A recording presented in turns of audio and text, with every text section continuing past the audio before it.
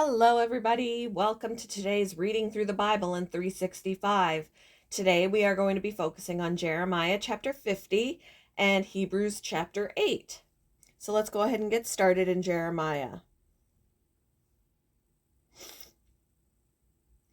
This is the word the Lord spoke through Jeremiah the prophet concerning Babylon and the land of the Babylonians.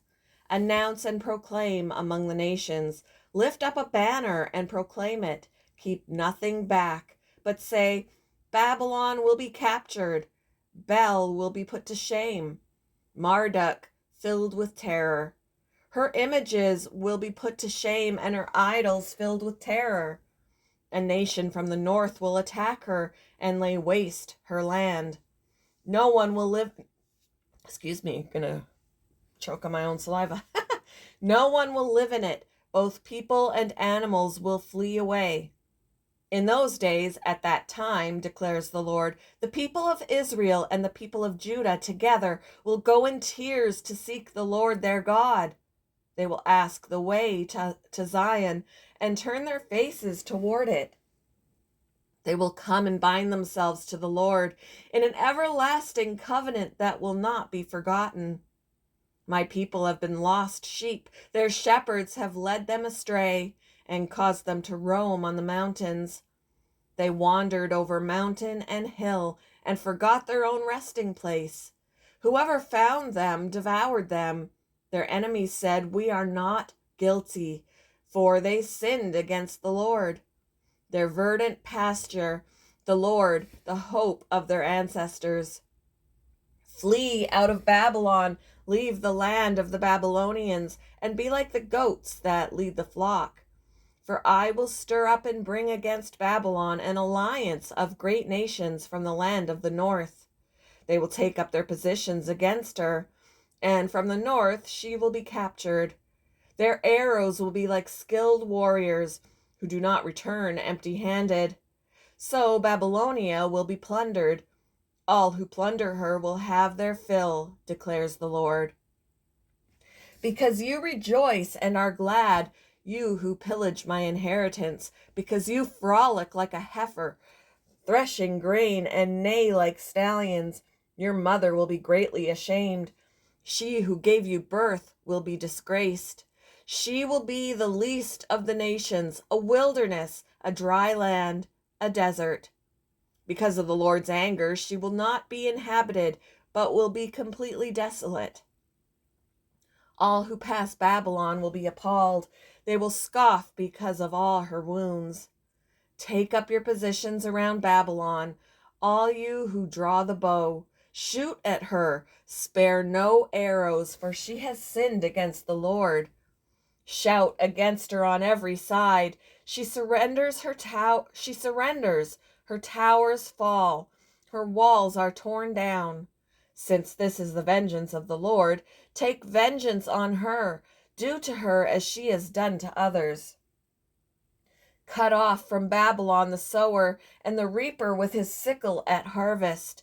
Because of the sword of the oppressor, let everyone return to their own people. Let everyone flee to their own land. Israel is a scattered flock that lions have chased away. The first to devour them was the king of Assyria. The last to crush their bones was Nebuchadnezzar, king of Babylon. Therefore, this is what the Lord Almighty, the God of Israel, says. I will punish the king of Babylon and his land as I punished the king of Assyria. But I will bring Israel back to their own pasture, and they will graze on Carmel and Bashan. Their appetite will be satisfied on the hills of Ephraim and Gilead. In those days at that time, declares the Lord, search will be made for Israel's guilt, and there will be none, and for the sins of Judah, but none will be found. For I will forgive the remnant I spare. Attack the land of Miriathaim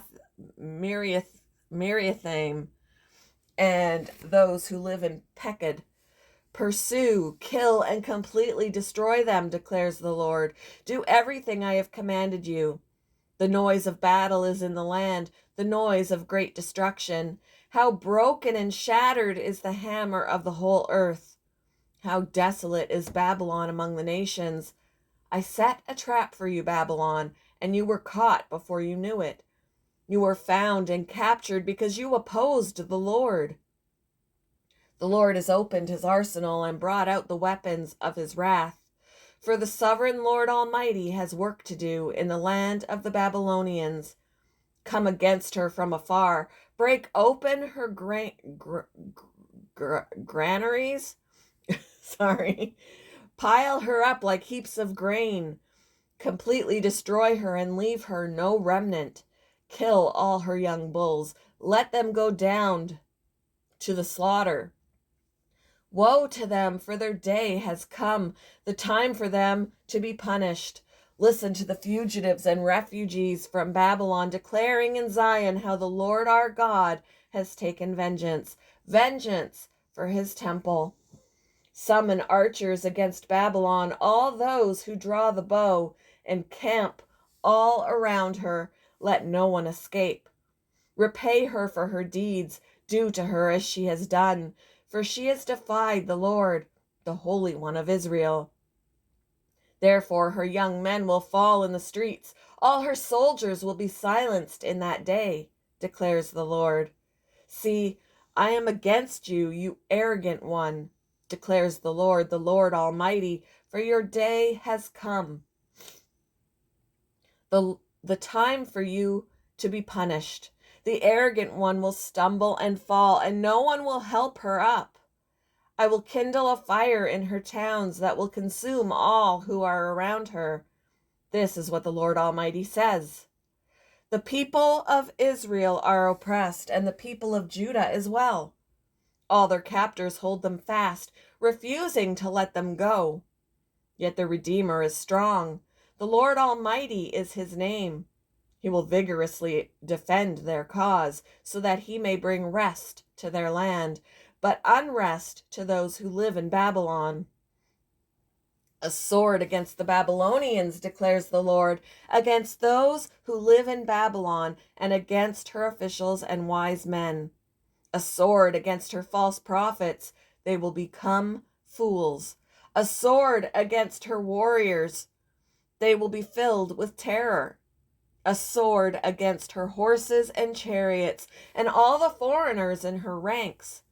They will become weaklings. A sword against her treasures, they will be plundered.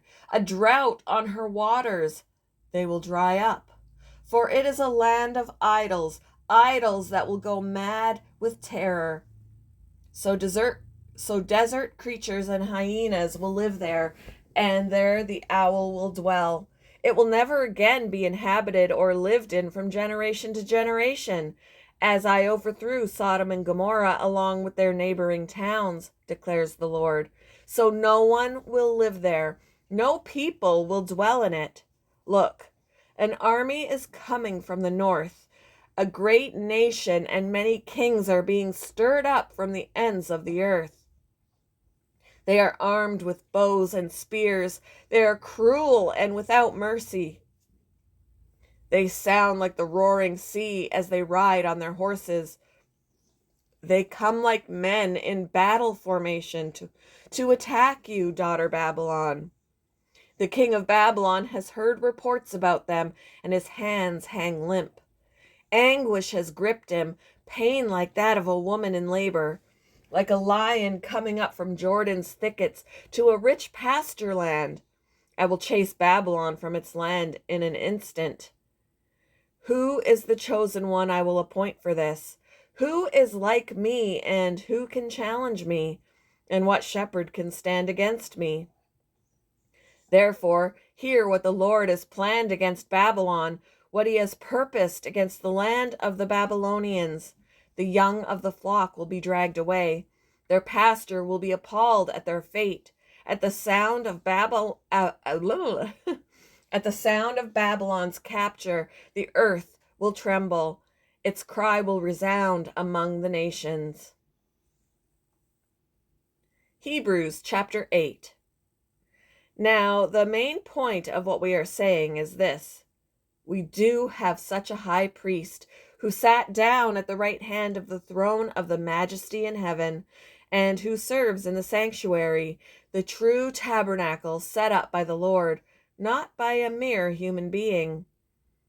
Every high priest is appointed to offer both gifts and sacrifices, and so it was necessary for this one also to have something to offer. If he were on earth, he would not be a priest, for there are already priests who offer the gifts prescribed by the law. They serve at a sanctuary that is a copy and shadow of what is in heaven. This is why Moses was warned when he was about to build the tabernacle. See to it that you make everything according to the pattern shown you on the mountain. But in fact, the ministry Jesus has received is as superior to theirs as the covenant of which he is mediator. But in fact, the ministry Jesus has received is as superior to theirs as the covenant of which he is mediator is superior to the old one, since the new covenant is established on better promises. For if there has been nothing wrong with that first covenant, no place would have been sought for another. But God found fault with the people and said, "The days are coming, declares the Lord, when I will make a new covenant with the people of Israel and with the people of Judah. It will not be like the covenant I made with their ancestors when I took them by the hand to lead them out of Egypt, because they did not remain faithful to my covenant. And I turned away from them, declares the Lord. This is the covenant I will establish with the people of Israel after that time, declares the Lord. I will put my laws in their minds and write them on their hearts. I will be their God, and they will be my people. No longer will they teach their neighbor or say to one another, 'Know the Lord,' because they will all know me, from the least of them to the greatest, for I will forgive their wickedness and will remember their sins no more. By calling this covenant new, he has made the first one obsolete, and what is obsolete and outdated will soon disappear." Thank you for joining me for today's reading through the Bible in 365. I hope you all have a wonderful Friday, and I will see you in the next one, guys.